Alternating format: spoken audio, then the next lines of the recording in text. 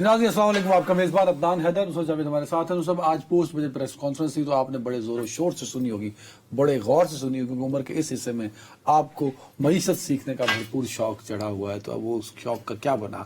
آپ کو تمام سوالوں کے جواب مل گئے؟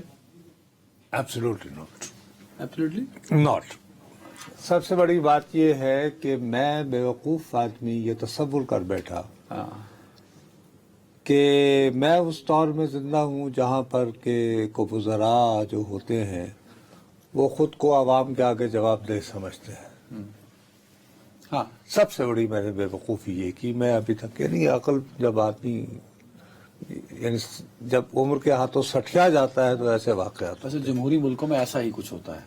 وہ جمہوری ملکوں میں ہوتا ہے نا، تو ہائیبریڈ نہیں ہوتا وہ۔ خیر، اچھا، اب ان ہائیبریڈ میں بھی جب ٹیکنوکریٹ آ جائیں تو وہ تو اللہ کا نور ہو جائے، وہ تو دیکھو نا عقل کا مینار ہوتے ہیں، نو آل ہوتے ہیں۔ تو اورنگزیب صاحب ہیں، میں نے 1975 سے سوائے جرنلزم کے کچھ نہیں کیا، اور 1985 کے بعد آج تک ایک ایسا بجٹ سیشن نہیں ہے جس کو میں نے اٹینڈ نہ کیا ہو، رپورٹ نہ کیا ہو۔ میں نے جناب پہلی مرتبہ یہ دیکھا کہ کل جناب اورنگزیب صاحب کی جو تقریر ہے وہ تقریباً ختم ہونے والی تھی، تو میز کے اوپر جو ہے وہ جو دستاویزات رکھی جاتی ہیں نا، بجٹ کی دستاویزات، وہ موٹی موٹی کتابیں ہوتی ہیں جن کو اٹھاتے ہوئے بندہ جھک جاتا ہے، اور وزیر خزانہ کی تقریر۔ یعنی جمہوریت کا پورا کانسیپٹ یہ ہے کہ نو ٹیکسیشن وداؤٹ ریپرزینٹیشن۔ جب تک تم مجھے میرے عوام کو نمائندگی نہیں دو گے تم کو ٹیکس نہیں لگا سکتے، یہ اس کے منہ پہ چباتا ہے کل۔ اور کوئی یہاں پہ 10 سال سے جو ہے وہ آ رہے ہیں اسمبلیوں میں، 10 نہیں کئی ہیں، ایک شخص کو جرت نہیں ہوئی کہ وہ اٹھ کے کھڑا ہوتا کہتا mister speaker where are the documents which budget he is presenting. Budget documents ہی نہیں تھے۔ یار میں کہہ رہا ہوں تمہیں، ان کی تقریر جب ختم ہونے والی تھی، کیوں کہ ماشاءاللہ سردار اعجاز صادق دی تقریر وردی پئی سی، انہیں ہاؤس دا کسٹوڈین ہونا سی کہ اپنی تنخواہ بدلنا، 600% اضافہ، 500% اضافہ۔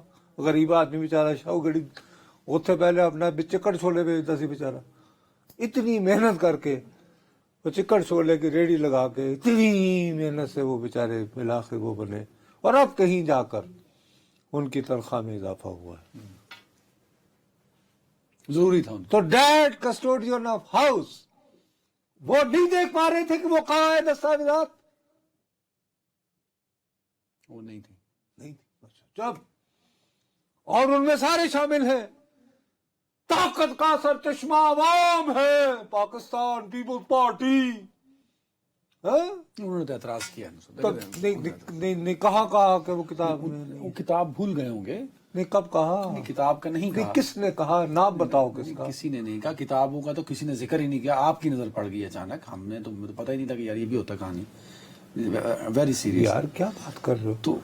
اچھا، نہ انہوں نے کچھ کہا، نہ اللہ آپ کا بھلا کرے جنہیں آج کل سول سپرامیسی کا، جن کی اجارہ بن چکا ہے ہماری تحریک انصاف ہاؤس کی واحد جماعت سے، ان کے ہاتھ جو گاوت لگے انہوں نے نالی گزارا کرنا شروع ہو گئے۔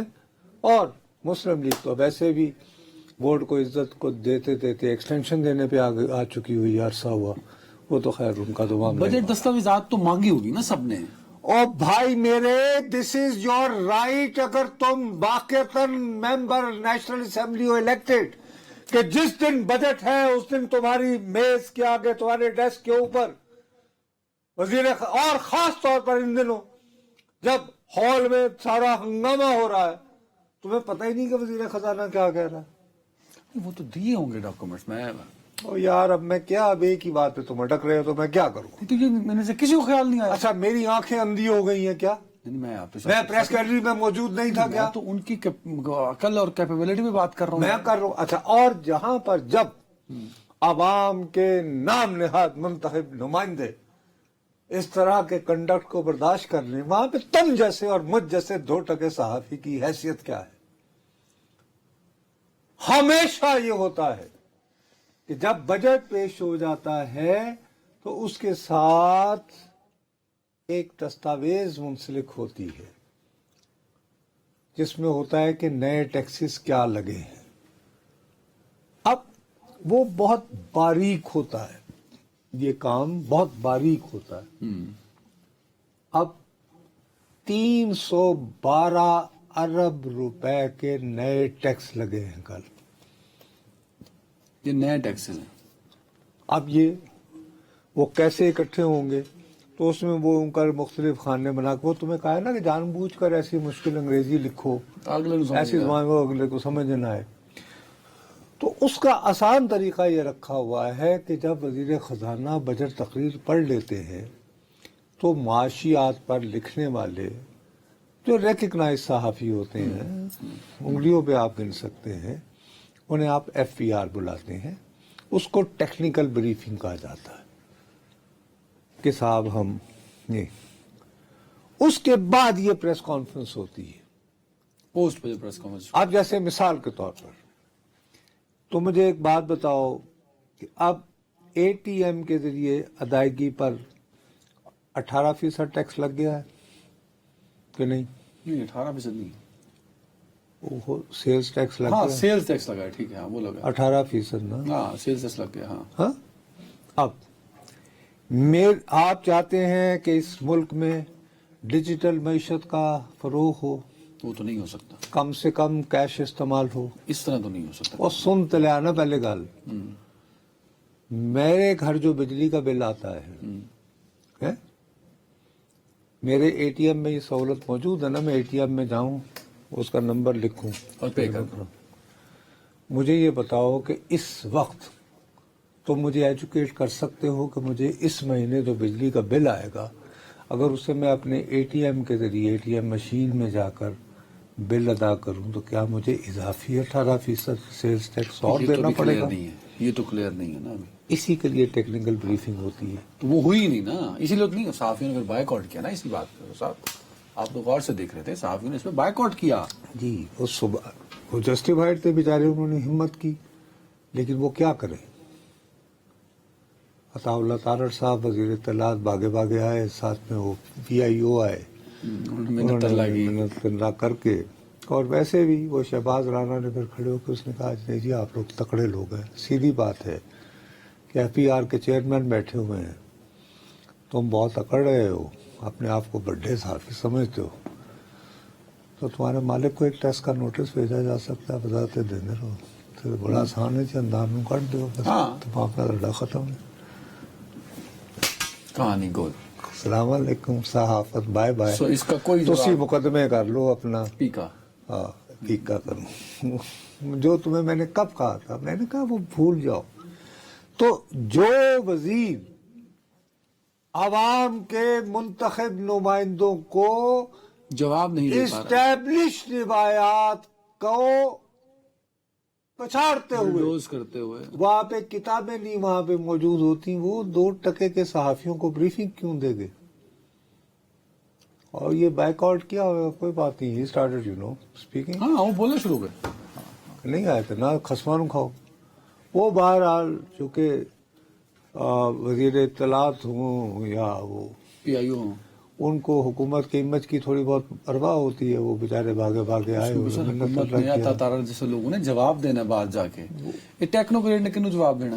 تو بہرحال تو وہ آ گئے۔ اب اس کا نقصان کیا ہوا ہے کہ یہ تفصیلی پریس کانفرنس ہو گئی، اس کے باوجود آپ کے پاس اس بات کا جواب نہیں، آپ کو فرمایا یہ جا رہا ہے، وزیر خزانہ صاحب فرما رہے ہیں کہ 2700 ٹیرف لائنز میں کسٹم ڈیوٹی کو کم کیا گیا ہے۔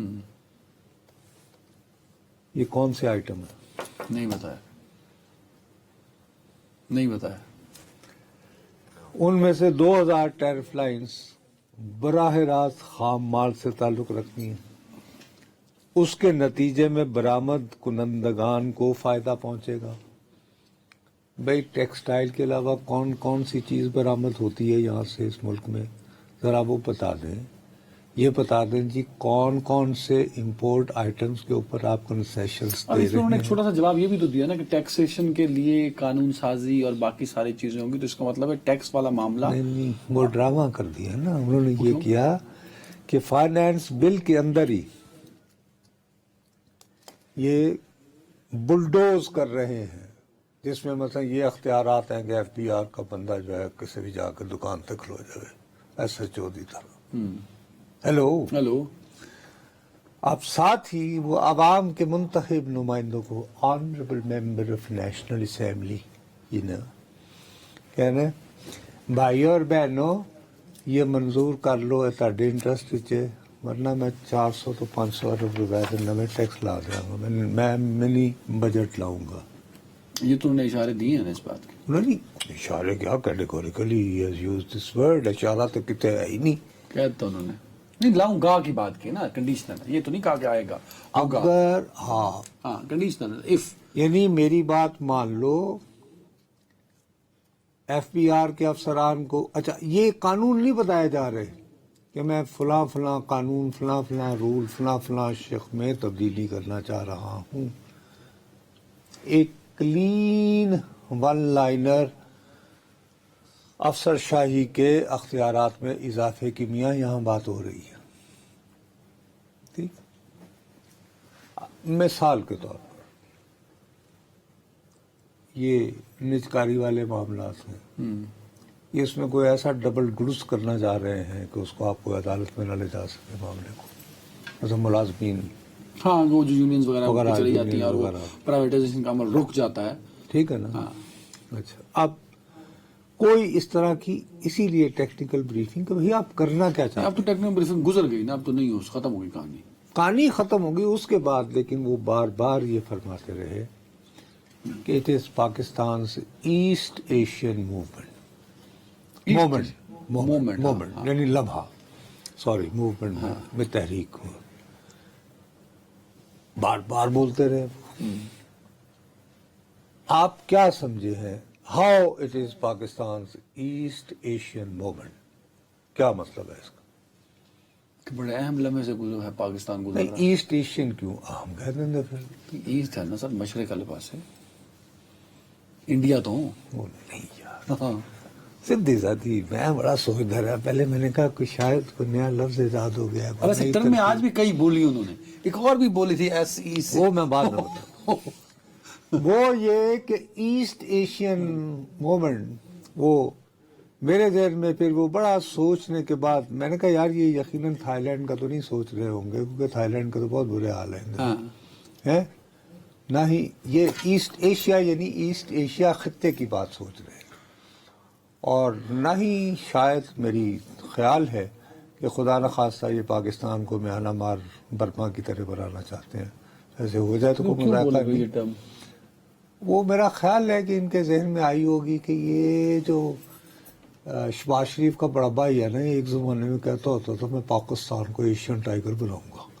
وہ آسین کنٹریز نہیں بنے تھے، وہ انڈونیشیا ملیشیا یہ.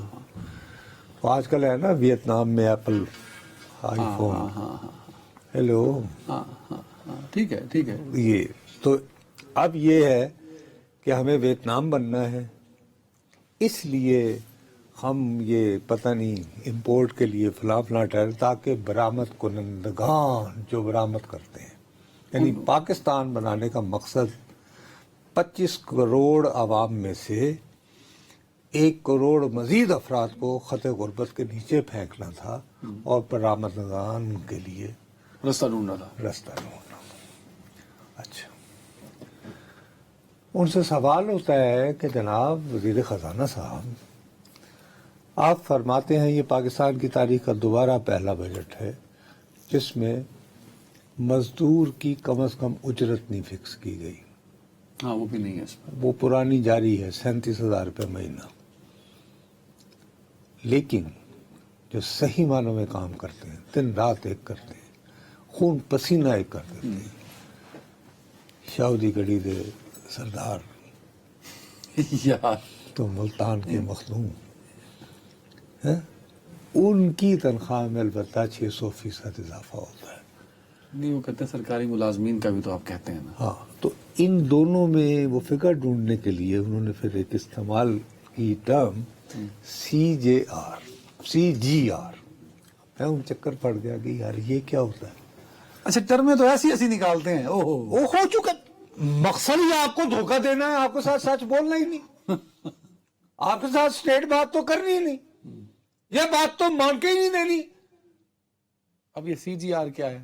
CGR جی کمپاؤنڈ گروتھ ریٹ. وہ کی بلا ہے؟ یہ میں نہیں پتا. مطلب آپ پاکستان کے ان چند لوگوں میں ہیں جنہوں نے بڑے غور سے یہ پریس کانفرنس سنی، میں قسم خدا کی مجھے نہیں اور پتا. پھر بھی آپ کسی سوال کا جواب نہیں دے پا رہے. بھائی مجھے سمجھ آئے گی تو میں تمہیں سمجھاؤں گا نا. تو اگر مجھے نہیں سمجھ آ رہی تو میں اپنے دیکھنے والوں کو کیا تو یہ سمجھاؤں. CGR ہے، یہ صرف اسپیکر قومی اسمبلی اور چیئرمین سینٹ پہ لگتا ہے. اور جی چونکہ ان کی تنخواہوں میں اضافہ نہیں ہوتا رہا، تو آپ اگر اس کے CGR میں کمپاؤنڈ گروتھ ریٹ یہ ہے کہ پچھلے سال فرض کرو تمہارے 6 روپے بڑھے تھے، تو اس دفعہ بھی تمہارے 8 روپے بڑھنے چاہیے. وہ سر 2,05,000 تو 4,05,000 ہوندی، 6,05,000 ہوندی. نہیں 20 لاکھ ٹپ گئی. ہر سال نہیں بڑھتی رہی نا. سب نہیں بڑھتی رہی. میں خدا کی قسم سے انتہائی دیانتداری سے میں ہاتھ باندھ کر التجا کرتا ہوں، پاکستان کے عوام کے دلوں میں جو نفرت بیٹھ گئی ہے سیاستدانوں کے خلاف، اس کو تھوڑا سا کم کرنا ہے. تو سردار ایاز صادق صاحب، آپ کے پاس اللہ کا دیا بہت کچھ ہے. آپ کے والد صاحب آج سے کئی برس پہلے، اسی لیے آپ سردار کہلائے جاتے ہیں، کتنی فلاحی تنظیموں کی مدد کرتے تھے. کیا فرق پڑتا ہے، آپ اعلان کرتے ہیں کہ میرے بعد جو اسپیکر آئے اس کی تنخواہ ہونی چاہیے. نہیں، اب تنخواہ تو وہ- اور کرائی بھی جنوری سے ہے. میں کہتا ہوں کہ چلیں، بخدا یہ اپنی کمیونٹی کی بہت بڑی خدمت کریں گے اگر یہ سیاست کی عزت اس ملک میں. اب دیکھیں نا، اورنگزیب صاحب کو چاہیے کہ اپنی جماعت کا سیاسی ساکھ بچائیں. اسی طرح یوسف رضا گیلانی صاحب کو سیاست کی ساکھ بچانے کے لیے کہنا چاہیے کہ جی میرے بعد جو سینٹ چیئرمین آئے موقع پہ میں یہ دل بڑا کریں، چلیں لوگوں تک یہ آپ- پیغام جائے. چلیں سر، اب ایک جو سوال میں پوچھنا چاہتا ہوں، میں تو چاہتا تھا کہ آپ اس پریس کانفرنس سے یہ سیگے نکالنے کے علاوہ بھی کچھ نکال سکے، نہیں نکال سکے. مارکیٹ جو ہے وہ بجٹ پر نگاہیں ٹکائے بیٹھی تھی. کل دیکھا تھا ہم نے سارے چیمبر جو ہیں وہ بجٹ کی تقاریر سن رہے تھے، پھر انہوں نے اپنی اپنی پریس کانفرنس بھی کی.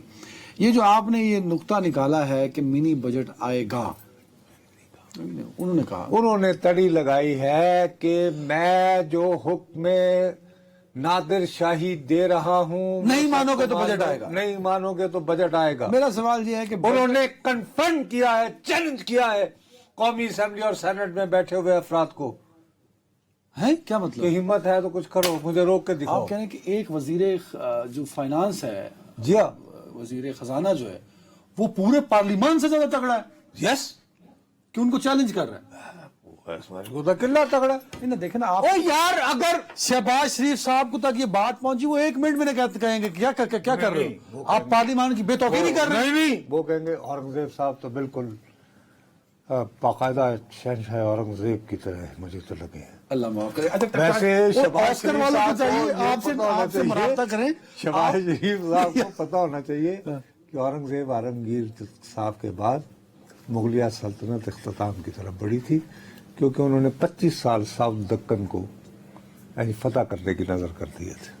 آپ نے تو اس لیے نہیں، مجھے اس پہ تھوڑا سا اعتراض ہے. یعنی شہباز آپ صاحب وزیر اعظم شہباز شریف کو کہتے ہیں کہ وہ بااختیار طاقتور وزیر اعظم نہیں ہے. آپ نہیں میں یہ نہیں، وہ بڑے دل والے ہیں، وہ لوگوں کی تعریف کرنے آپ کا قائل کہتے رہے کہ یہ الزام ہے کہ ان پہ وہ وزیر اعظم ہے. یہاں اسی کرسی پہ بیٹھ کے آپ نے کئی دفعہ کہا. نہیں پھر آپ نے یہ 3 اکائیاں جوڑ دی. پہلے آپ نے کہا فیصل واڈا سب تو ڈاڈا، پھر آپ نے محسن نقوی کو طاقتور کیا، پھر آج آپ نے اورنگزیب صاحب کیا اورنگزیب صاحب ٹائٹل دے دیا بادشاہ. کیا اورنگزیب صاحب نے آج یہ بیان دیا؟ میں نے نہیں سنا. اچھا، یہ اخبار میں تو رپورٹ ہوا. اچھا، کیا اس میں کہا؟ جس میں وہ فرماتے ہیں کہ یہ نہیں کرو گے تو منی بجٹ آئے گا. ہاں کہ یہ اگر آپ نہیں کریں. انہوں نے کہا کہ میں اپنے پارلیمانی دوستوں اور بہنوں سے درخواست کر رہا ہوں کہ درخواست جو کی ہے. قانون سازی ہم لے کر جا رہے ہیں اس میں ہماری مدد کریں، اپیل کیا نا سر. کیونکہ اس کی بنیاد پر ہم ٹیکسز کا نفاذ کر پائیں گے. اگر آپ نے مدد نہ کی تو جان لیں کہ ہمیں 400 سے 500 ارب کے اضافی ٹیکس لگانے پڑیں گے. وہ اضافی ٹیکس کی منظوری کون دے گا ویسے بائی دا وے؟ تو وہ مسٹر اورنگزیب نہیں کابینہ دے سکتی ہے نا، کبھی بھی دے سکتی ہے. ایسا رو کیوں؟ ایسے ہوگا ہاں تو اور کیسے ہوگا؟ تو یہ مالیاتی بل کیا ہوتا ہے؟ یہ ایسے سب ڈرام سے ہائیبریڈ ٹھیک ہی لوگ پکار دیتے نا نام صحیح ہے. نہیں انہوں نے بتایا نا قانون سازی آ رہی ہے وہ کر لیں، نہیں ہوگا تو پھر یہ ایسا ہوگا نا. تو انہوں نے پہلا راستہ دکھا دیا. مقصد یہ کہ آنکھیں بند کر کے انگوٹھا لگا دیں اس بجٹ کی میں جو ریکویسٹ کی انہوں نے. اب پارلیمان کے لوگ پڑھیں بیٹھ کے. اب اس میں میرا ایک سوال پیچھے رہ جائے گا، وہ بڑا ضروری ہے جو میں جوڑنا چاہ رہا تھا مارکیٹ سے. یہ بجٹ اپروو نہیں ہوا جو اورنگزیب صاحب نے پیش کیا، منی بجٹ کا وہ پہلے ہی کہہ دیا انہوں نے کہ آئے گا، تو اس کا مارکیٹ پہ کوئی اثر پڑے گا کہ نہیں؟ کچھ نہیں ہوگا. ابھی تو دیکھو یہ بجٹ اشرافیہ کے لیے بنا ہے، اشرافیہ خوش. بس اس میں لطیفہ یہ ہے کہ تمہارے پاس اگر تمہارا بھائی جو ہے وہ کسی طرح بیچارہ چلا گیا تھا آج سے 25 سال پہلے دبئی، اور وہاں وہ ٹیکسی چلاتا تھا، اور اس نے تمہیں کچھ ماہ بعد پیسے بھیجتا رہا، تم نے ایک کسی ہاؤسنگ سوسائٹی میں پلاٹ لے لیا، اب تمہاری بچی کی شادی ہونی ہے یا خدا نخواستہ تمہارے گھر میں کسی کو موذی مرض لاحق ہے، تم اس کو بیچنے. یہ پہلا موقع ہے کہ جائیداد بیچنے والے کو زیادہ ٹیکس دینا ہوگا، خریدنے والے کو کم. یعنی اشرافیہ کو لک آفٹر پراپر کیا گیا. یہ جو سارے آئٹم اچھا ان سب کا نام برآمد کنندگان، وہ پاکستان میں برآمدات ہو رہی ہوتی سوائے ٹیکسٹائل تولیاں بیچن دے اور بیچیا کی نے ہوں تک، اور سیالکوٹ کے وہ کچھ وہ حالات جلا ہی. ٹھیک ہے. اچھا اس اوور آل کہانی سے میں نے یہ نتیجہ نکالا ہے، ہم نے تنقید بھی کر دی، کوئی سوالوں کے انہوں نے جواب نہیں دیے، پر ان پہ کوئی کان پہ جوں تک نہیں رنگی. انہوں نے پورے دھڑلے سے پریس کانفرنس کی، اور شہباز رانا صاحب نے اعتراف جرم کیا کہ ہم کسی قابل نہیں ہیں صحافی کے کچھ کر سکیں. اب کہانی یہ ہے کہ آپ یہ کہہ رہے ہیں کہ سارے اشاریے یہ بتا رہے ہیں کہ حکومت شدید مستحکم ہے، یہ بجٹ غریب کو، کسان کو، عام عوام کو مار بھی ڈالے تو حکومت پہ کوئی فرق نہیں پڑے گا. نہیں تو عوام ہوتے کس لیے؟ مطلب یہ عوام چونٹیوں کی طرح انہیں مثل دو.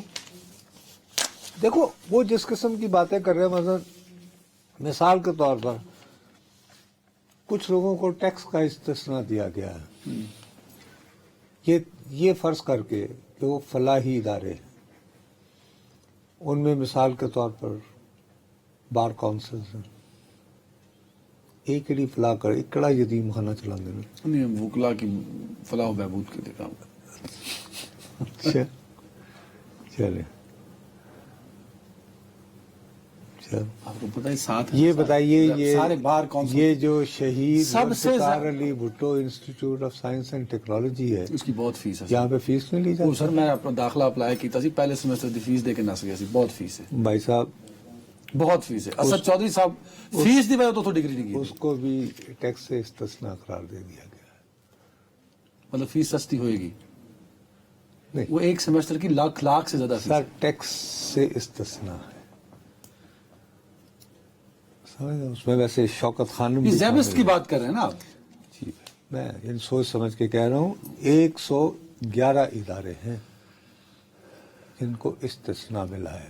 111 جس ملک میں ایسے فلاحی ادارے ہوں، اب میں کیا نام لوں، ایک ہسپتال اس میں شامل ہے اسلام آباد میں. شوکت خانم کوئی تو یار بڑا شوکت خانم کا تو کرتا ہے نا. نہیں، شوکت خانم کا تو میں نے کہا ہی نہیں. میں اور کوئی ہسپتال کون سا؟ ہسپتال کا ایک اسلام آباد کا ہسپتال بھی شامل ہے جہاں مجھے 2 مرتبہ جانے کا اتفاق کتنے ہوا پیسے ہے. دیے تھے دونوں دفعہ؟ جب پتہ لگ جائے گا نا.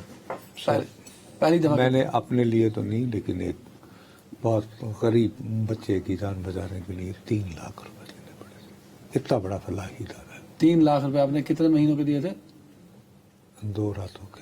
2 راتوں کے 3 لاکھ؟ جی وہ بچے کا 700 کا، لیکن وہ فلاحی ادارہ ڈکلیئر کر دیا گیا. ہو سکتا ہے اس کے بعد سستا ہو جائے نا، غریب غربا وہاں علاج کرا سکے. سوال ہی پیدا نہیں ہونا. بہرحال 111 اور جدہ جدہ دا لگ گیا، جنہیں سوارج کروا لی ہو. کراچی کا بھی ایک بہت بڑا ہسپتال، اس کو بھی وہ تو خیر ویسے ہی تکڑے آدمی ہیں، ان کے بارے میں پرابلم میں نہیں ہے نا. لیکن میں صرف یہ عرض کرنا چاہتا ہوں کہ آپ نے جہاں ٹیکس لگانے ہیں وہاں ٹیکس نہیں لگائے. اور اس کے بعد اور میں تمہیں ایک سب سے بڑی بات بتاؤں، 10 سیکنڈ 20 سیکنڈ دے دیں. اپروچ یہ ہے کہ اس ملک میں کتنے فیصد بچے اسکول نہیں جا پاتے؟ 30% شاید، وہ جو غالباً 38 اب 38% ہو گئے. اللہ اکبر. وہاں پہ کہہ رہے ہیں اللہ کرے، یعنی وزیر خزانہ نہ کرے، اللہ کرے. لمس کو ویب 30 بلیک چین کے لیے $15 ملین کی گرانٹ ملی ہے. دیگر اداروں کو بھی ملے. آپ مجھے بتائیں بلاک چین کیا ہوتا ہے؟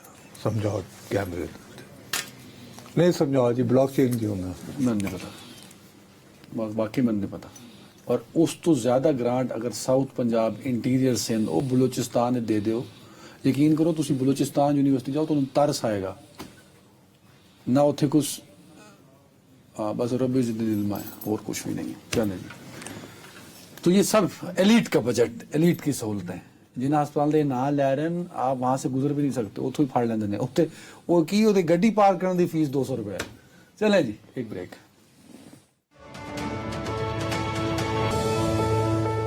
جی ناظرین ویلکم بیک. نور صاحب آج امریکی سینٹرل کمانڈ کے کمانڈر جنرل کوریلا کی جو لاسٹ نائٹ ہماری رات گزری ہے وہاں کیونکہ دن تھا تو وہاں ان کی بریفنگ ہوئی آرمڈ فورسز کمیٹی میں، جہاں نے پاکستان کی تعریف کی کاؤنٹر ٹیررزم کے اگینسٹ، خاص طور پہ جو ہمارا افغانستان کے ساتھ بارڈر اور جو گرفتاریوں. انڈین ٹی وی اس پہ کافی ناراض ہے. ہمارا ناراض کیوں؟ ارے بھائی اس نے فیکٹس بتائے ہیں. وہ بہرحال یعنی کہ شریکہ تو ہوتا ہے نا. ہاں شریک کے چکر میں. اچھا چکر یہ ہے کہ یہ ایک بڑی باعث شرم بات ہے اس وقت بھارت کی پارلیمان کے 59 اراکین مختلف وفود کی صورت دنیا کے مختلف ممالک کے دورے کر رہے ہیں، اور ان کا 1 پوائنٹ ایجنڈا ہے ہر طرف. وہاں پر وہ یہ قائل کرنا چاہ رہے ہیں دنیا کو کہ پاکستان دہشت گردی کا سرپرست ملک ہے. ٹھیک ہوگی گل؟ یہ ہے ان کا سینٹرل مقصد. کمانڈر کہتا ہے. اب یہ ہے کہ امریکہ کا منتخب ادارہ جو ہے اس کی ہاؤس آرم سروسز کمیٹی، بقول آپ کے یعنی کہ بقول آپ کے نہیں مطلب آپ نے اس کا نام دیا، اس کو بریف کرتے ہوئے یو این سینڈ کام کا جو کمانڈر ہے وہ تعریفوں کے پل باندھے چلے جا رہا ہے پاکستان کے. اس کے چیدہ چیدہ نکات جو ہیں وہ انگریزی میں کیا ظاہر کرتے ہیں، وہ یہ کہہ رہے ہیں کہ طالبان جو ہیں گزشتہ کئی مہینوں سے اپنے یہاں سے داعش خراسان جو انتہا پسند لوگ ISKP ان کو دھکیل کر کہ تاکہ ہمارے ہاں گڑبڑ نہ ہو، انہیں پاکستان اور افغانستان کے بارڈر پہ لے آیا، بارڈر پہ کر کے، اور زیادہ کوشش ہو رہی ہے کہ پاکستان کے ٹرائبل ایریاز میں آ جائیں. اس میں ان کا یہ کہنا ہے، ہمارے پہ تو الزام ہے ہم دنیا بھر میں دہشت گردی پھیلا رہے ہیں، فیو ٹرسٹ انڈینس. امریکی جرنیل یہ کہہ رہا ہے کہ صرف 2024 کے برس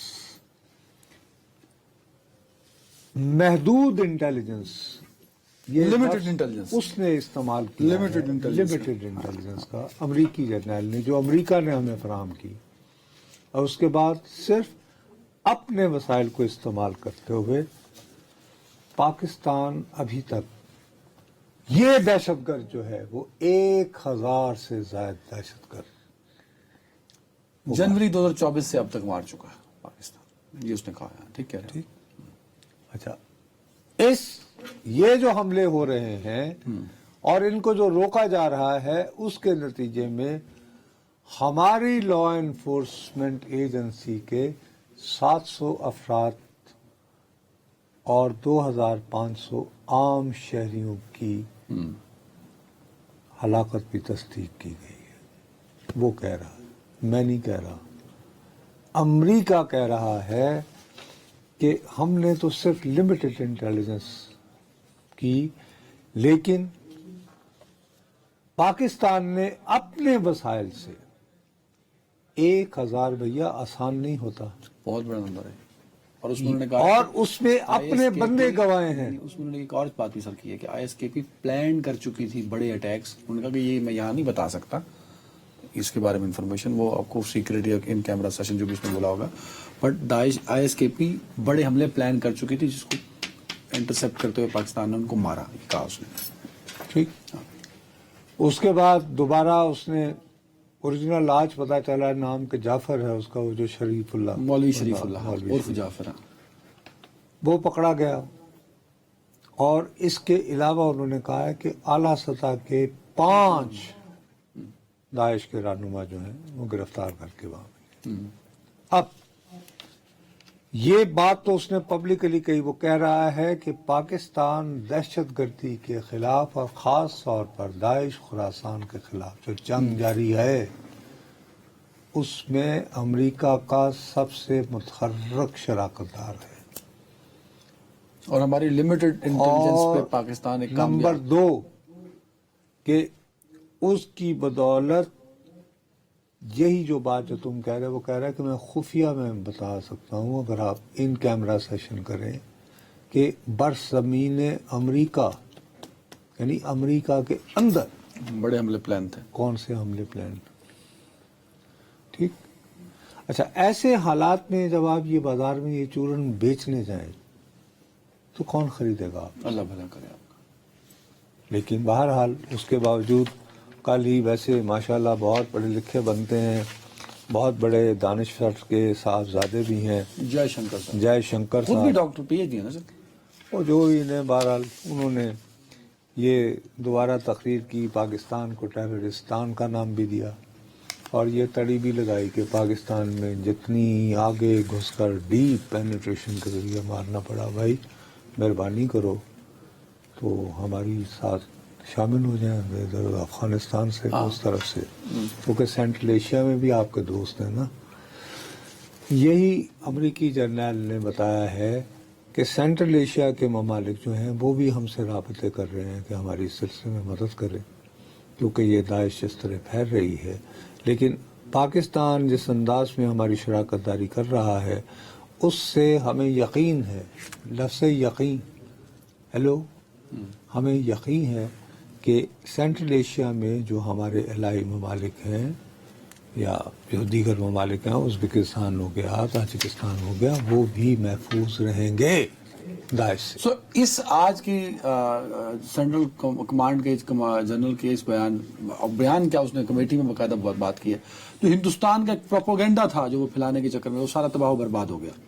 उसमें नहीं, उसने साथ कहा कि ये कहाँ लिखा हुआ है कि भारत के साथ दोस्ती का मतलब ये है कि हम पाकिस्तान को साइड पे कर दें, साइड पे कर दें। अच्छा, अब पाकिस्तान, ये उसी का बयान है ना, अगेन सही मेरा कह तो रहे हैं, नहीं है, सही ये कह कल रहे दिया है ना। अब पाकिस्तान और अमेरिका के दरमियान ताल्लुकात मजीद मजबूत होते जा रहे हैं। अब ये भी इतला आ रही थी कि शायद हमारे वजीर खारजा हाँ जाएंगे डॉक्टर साहब, मेरा ख्याल है 2-4 दिनों में आने वाले हैं। ठीक है, और भी बहुत सारे सियासी गैर सियासी लोग भी जाएंगे, और इवेंचुअली मेरा अपना ख्याल है कि फिर एक दिन वजीर आजम साहब को भी जाना पड़ेगा। अच्छा, मामला उस तरफ चल पड़े कि वजीर आजम पाकिस्तान, भैया एकदम से चेन चल पड़ी है ना, एक के बाद दूसरा इंटरेस्टेड है, समझ गया ना बात। वो इसी तरह शुरू होता है, गैर सियासी इंटरेक्शन, फिर सियासी इंटरेक्शन, और फिर मुख्तलिफ लेवल पे पाकिस्तान की जानिब से लोग अमेरिका में इंटरेक्ट कर रहे हैं और जा रहे हैं जी के लिए। जी हाँ, ठीक है, उसका एक इम्पैक्ट पॉजिटिव आएगा, मजीद पॉजिटिव ڈیفینیٹلی بات یہ ہے کہ یہ پاکستان اپنے لیے تو نہیں کر رہا یار, یہ امریکہ کا جرنیل کہہ رہا ہے کہ ہماری سرزمین پر, امریکہ کے اندر ان شارٹ کہہ دو کہ 9/11 ٹائپ چیزیں ہونے کی کوشش ہو رہی ہے. اب جیسے آج اس نے وہ جو بندہ جو کینیڈا سے آیا ہے, شاہزیب, اس کا الزام تو پاکستان میں نہیں لگایا نا. نہیں, پاکستان نژاد کینیڈین. ٹھیک ہے, ویری فائن, صحیح ہے. سو مستقبل میں امریکہ اور پاکستان کی شراکت داری خطے میں ضروری ہوتی جا رہی ہے, دیٹس امپورٹنٹ ایز ویل, اور یہ مزید مضبوط بھی ہو سکتی ہے, مضبوط تر ہو سکتی ہے. چلیں جی, لیٹس سی. تر خان علی نہیں, مضبوط صحیح والی جو مضبوط ترین. اور اس کے لیے پریشانی ہندوستان اب خام خواہ اپنے اوپر لے کے بیٹھا ہے. ایک بریک سے جی ناظرین, ویلکم بیک. صاحب, آج اسلام آباد ہائی کورٹ دوبارہ پہنچی پاکستان تحریک انصاف 190 بلین پاؤنڈ کی جو سزا تھی اس کی معطلی کے لیے, لیکن کیونکہ جج صاحب جو بینچ میں شامل ایک جج صاحب تھے, جسٹس صاحب, وہ حج کی چھٹی پہ تھے, لہٰذا سماعت نہیں ہو سکی. تو پی ٹی آئی کے لیے تو کوئی اچھی خبر نظر آتی نہیں دکھائی دے. اڈیالہ جیل میں بھی نہیں ہو پائی. ہاں, تو شاخہ نٹو تو کوئی بھی نہیں ہو پائی الٹیمیٹلی کہانی. نہیں تو اس سے یہ ہوا نا, جب وہ ہائی کورٹ کا ہوا تو وہ علیمہ بی بی بہرحال بہن ہے, جذباتی ہو گئے, وہ تو پہنچ گئی اندر. باقی آج پی ٹی آئی کے لوگ لیٹ سے کافی بڑی تعداد میں MNAs, MPAs Punjab اور ادھر سے بھی تھے. بالآخر علی امین گنڈا پور صاحب بھی آئے, لیکن وہاں ایک مسٹیک ہو گئی. علی امین گنڈا پور صاحب نے جب خطاب, وہ تو بڑے جوش میں کیا انہوں نے, اور جوش و خطابت میں, لیکن وہ جو پیغام دے رہے تھے وہ سکٹل ہو گیا. کیا ہوگا سکٹل یعنی کہ اس پیغام میں وہ شدت نہ رہی. نہیں, وہ تو بڑا سنا, بڑا جوش. سن لو, میں اگر اس کے بعد اگر اختلاف کی گنجائش نکلے ضرور کر دیجیے. سنا. اس دفعہ ہم ہتھیار لے کے آئیں گے. میرے مذہب نے مجھے کہا ہے, میرے پیسوں پہ خریدی ہوئی گولی اگر میرے سینے میں ماری جائے گی تو پھر جو میں اپنے پیسوں سے گولی خریدتا ہوں, میں حق رکھتا ہوں کہ ایسے بندے کو میں بھی گولی سینے میں ماروں. اور میں یقین دلاتا ہوں کہ ہماری والی تو پھر سینے میں ہوگی, ان سب کی کمروں میں ہوگی, کمروں میں. کمر پھیرنی ہے, کمروں میں رکھنی ہے. عمران خان نے کہا اسلام آباد میں نہیں آنا, یہ ان کا جو پلان ہے اس میں اسلام آباد شامل نہیں ہے. اب وہ کیا کہہ رہی ہیں, اسلام آباد شامل نہیں ہے. کہ بھائی علی امین آپ کیا کر رہے ہو, کیوں مروا رہے ہو؟ آلریڈی میرا بھائی بیچارہ, اس کو کوئی کہیں سے کوئی نظر نہیں آ رہا, تم اپنا کمر پہ گولی اور سامنے کی گولی اور میرا مذہب کہتا ہے وہ لے کر آ رہا ہوں, تو کتوں بولنا پہ ہیں, کی ارادے نے تیرے؟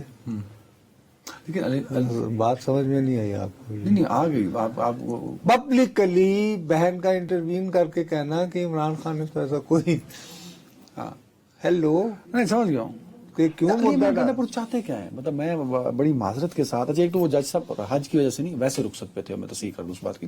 دوسری بات یہ ہے کہ علی امین گنڈا پور صاحب جو ہیں, یہ مطلب یہ 3 دفعہ ہے نا, اور اس میں کچھ لوگ, مطلب اس کو تو میں شہید ہی کہوں گا نا, جو گولی سے مارے گئے. تو وہ جو غریب کا بچہ مارا گیا, اس کا کون ہے ذمہ دار؟ یہ تو نعرے لگا کے ساری پی ٹی آئی کو انہوں نے ٹرک کی بتی کے پیچھے لگا کے 26 نومبر انہوں نے کیا. وہ ساری, یہ کسی وردی والے سپاہی سے ملنے تو باہر نکل کے کہتے ہیں میں موک مکا کر رہا, عمران خان آیا جی باہر. آپ یقین کریں, آپ بیان اٹھا کے دیکھ لیں, وہ سر پچھلے 2.5 مہینے سے یہ لگے ہوئے ہیں کہ آیا جے خان 15 دن بعد, آیا جے خان 20 دن بعد. انہوں نے جو پی ٹی آئی نے کام کر رہا تھا, انہوں نے ایک اور کال دے رکھی ہے. سوال تو لے لو نا, میں پورا گراؤنڈ بنایا تو سوال میرا کھا گئے.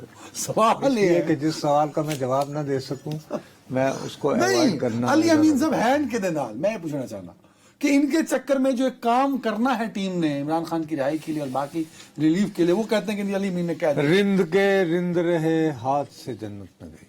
ٹھیک ہو گئی بات. اب مسئلہ یہ ہے کہ آج انہوں نے ایک اور بیان بھی دیا ہے جس میں انہوں نے 14 جون کو ایک پروٹیسٹ ہونا ہے واشنگٹن ڈی سی میں. اس میں بتایا جائے گا کہ پاکستان پہ جو ہمارا مقتدر ادارہ ہے نا, بہت ظلم و ستم کر ڈال رہا ہے. ایسی بدقسمتی ہے یار, آج کل پی ٹی آئی کے برے دن ہیں.